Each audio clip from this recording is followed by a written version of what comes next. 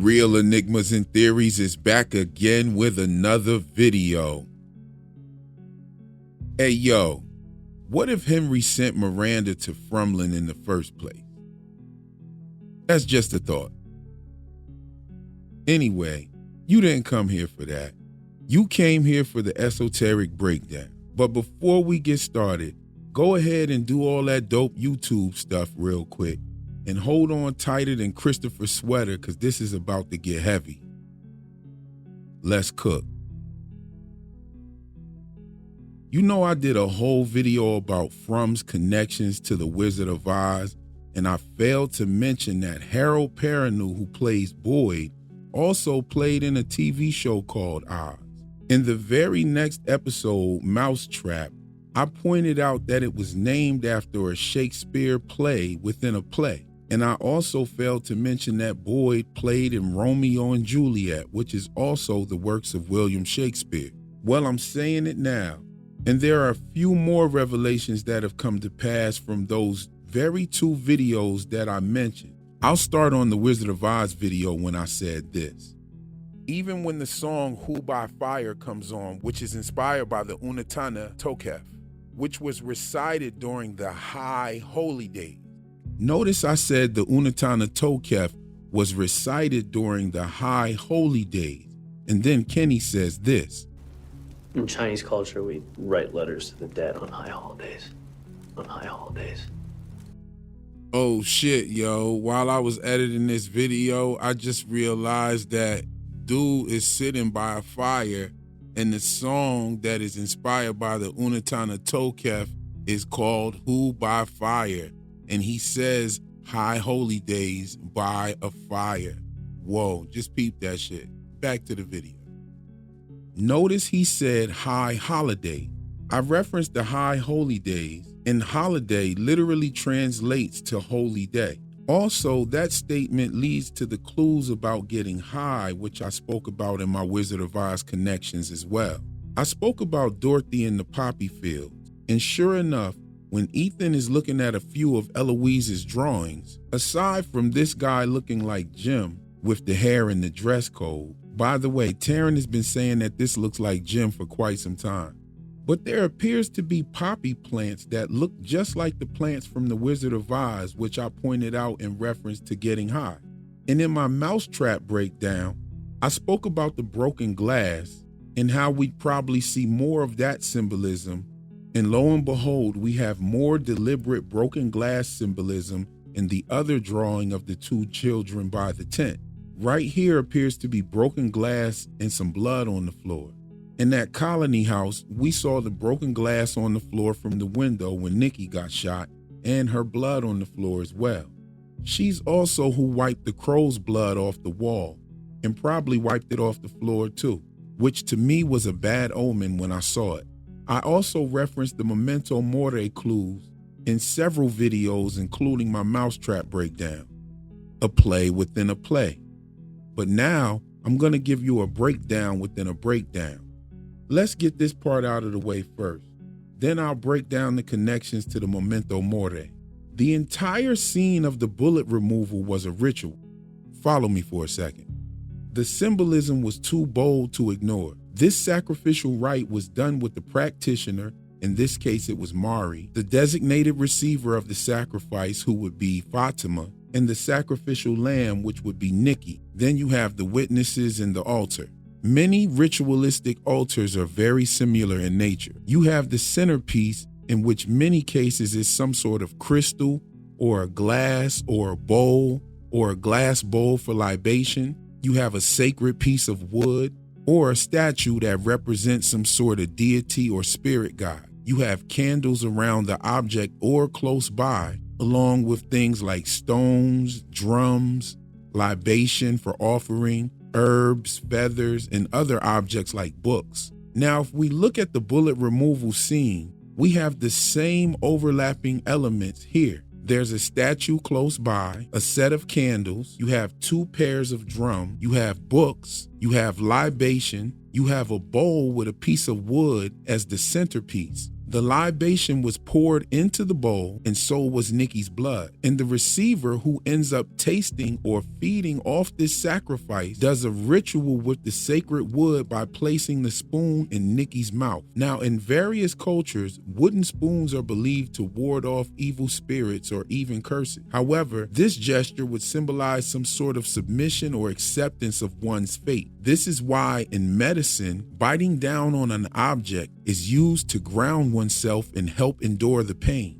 And wood, being made out of trees, giving it its natural properties, is the perfect grounding tool. During the Puritan times, an outspoken woman would be gagged and tortured, and a lot of times publicly flogged. Now, this scene also made me think of what could have been done if Mari would have had access to those supplies that were in the ambulance. And when we think of healing and rebirth, we must take notice to the rod of Asclepius directly on the ambulance in plain sight. The symbol depicts a single snake climbing around the staff.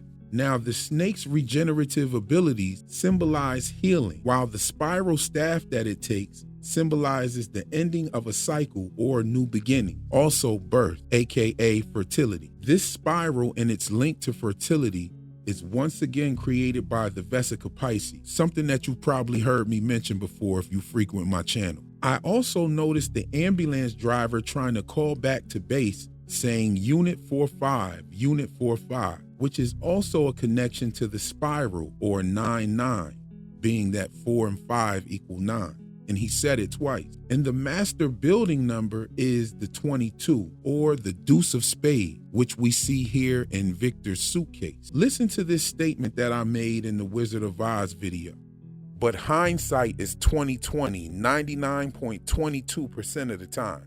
99.22% of the time. I said that purposely to place a marker to see if something we've seen would echo this phrase, and it did. Let's move forward. And since the topic of Eloise's drawings are still on the table, I remember the first time I met Taryn Matheru online. We were discussing her drawing, and we talked about the drawings of the children, and that is when Taryn pointed out that this guy resembled Jim. We also spoke about the Ferris wheel image. He spoke about his theory in reference to a freak show, and we both had a theory involving a possible circus in Frumlin. And when we talked about it, he totally convinced me of the possible freak show. And it wasn't too far-fetched for my own thoughts about a circus, coupled with the mention of freaks in the dialogue. Acosta exits the ambulance and says that Tabitha is freaking out in the back of the ambulance. And Jim also referred to Victor as a freak. However, we charted out a connection to the Fort Pillow massacre as well. And Victor creates a fort, as he calls it. He uses sheets and blankets, but no pillows, as in Fort Pillow. Moreover, Victor's fort doesn't look like a fort at all. It looks more like a circus tent to me, like the kind of tent they would have a freak show in. Look at these tents.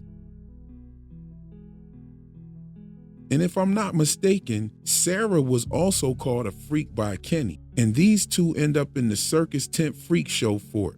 Look at these ringmasters standing next to these circus tents. Victor even gestures to Sarah the same way a ringmaster would, something like this.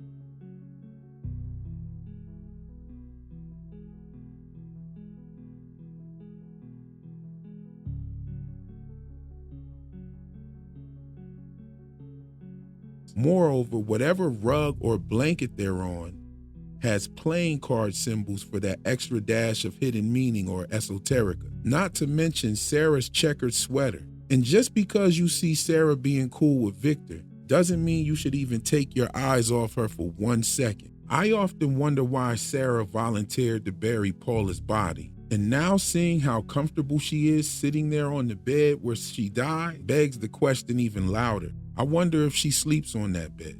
I'm not sure we could fully trust her yet. I mean, the girl did die right there after being hella rude to Sarah, and that doesn't quite feel like the beginning of a redemption arc. But I guess some of you will talk about her saving Ethan and Julie, but that just makes me ask more questions, like how the hell did she just pop up out of nowhere like that? So that's just a few esoteric thoughts on episode 4. But here's a few honorable mentions. Tony Teflon shared this picture with me while we were talking on the phone. And during the conversation, I inverted the image. And to me, this looks like the boy in white posing to be some sort of newscaster.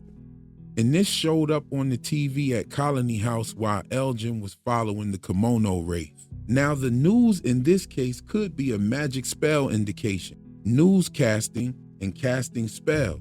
Even the word news can represent the north, east, west, and south, the different coordinates that are used for magical spell casting. The television itself in concept is rooted in magic by showing illusion. And broadcasting, yes, broadcasting scheduled rituals in a seasonal pattern, just like magic, creating that illusion. Also, the crafting of scripts that are meant to induce emotion. Magic is also known as the craft. Television channels and channeling spirits.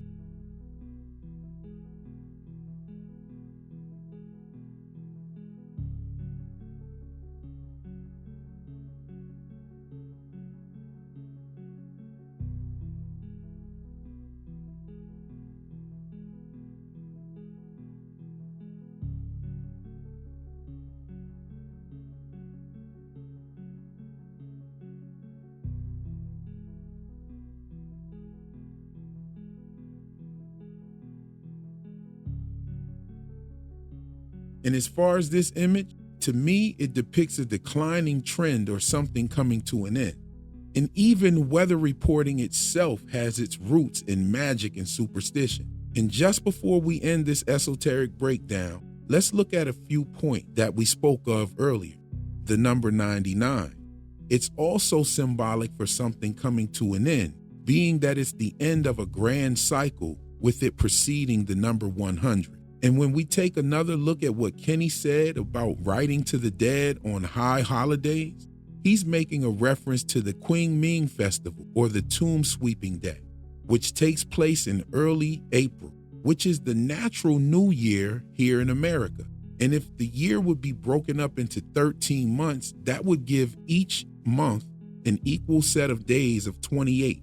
And starting in April would be the spring, when everything is new and the cycle of life begins. It would make perfect sense why our current solar calendar has this fact of nature hidden within the names of the last 4 months: September, October, November, and December. Sept meaning 7, Oct meaning 8, Nov meaning 9, and Dec meaning 10, as in deca or decimal or decade. 11, 12, and 13 would be January, February, and March.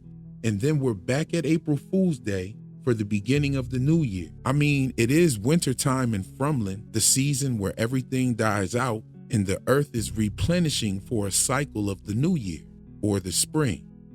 The other honorable mention I'd like to say is very short and sweet. But what's up with this hand symbolism that we were getting from Randall and Victor this episode?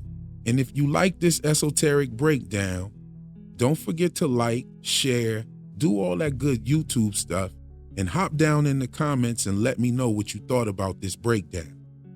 Anyway, just a little something to think about while we wait on the next episode.